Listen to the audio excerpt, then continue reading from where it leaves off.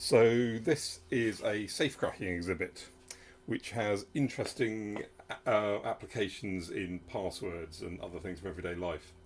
So we have a variety of safes on a wall, and you have a number of keypads at the bottom, like every good heist film you've ever seen. And your job is to break into the safe. Each safe has a different number of characters in its password. So the first one is one character, so this is very easy to break into. You just go through the digits until you can get into the safe. And then it stays open for a while, and then after a while it resets, and when it resets there should be a different password. This time it's number 4. So that's very straightforward. Then we get into a 2-digit password over here.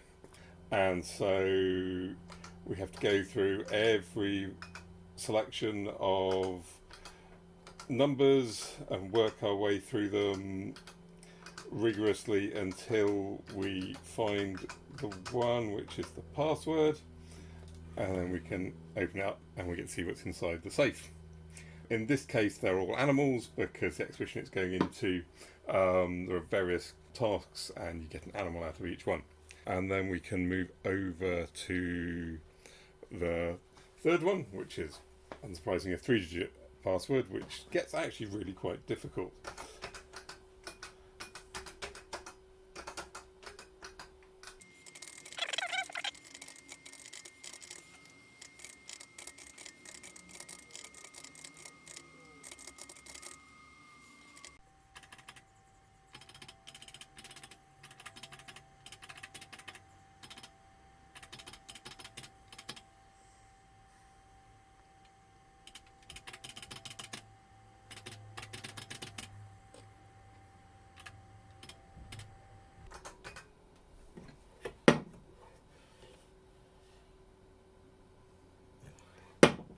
We now come to the 4-digit code, of which in theory there ought to be 256 different combinations, which is very implausible for children to do.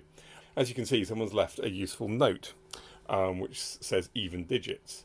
So if you know what you're doing, you can work out that probably the code only consists of even digits, which suddenly makes it a lot easier.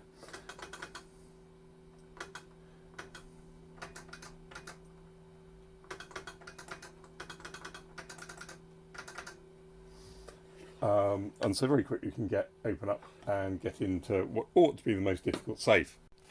And this is of course an interesting point about passwords, because even if your password's really long, if it's in some way very constrained, it can still be very easy to crack. The doors close themselves and are held together, held shut using electromagnet. It is possible to open it against the electromagnet, but it's very definitely there and it's very obvious when it opens. We didn't want to make the electromagnet too strong, because otherwise things are likely to break if children try to apply too larger forces to things. The doors have guards, so you can't get your finger right in near the hinges and crush it badly. And they're sprung, so they automatically close.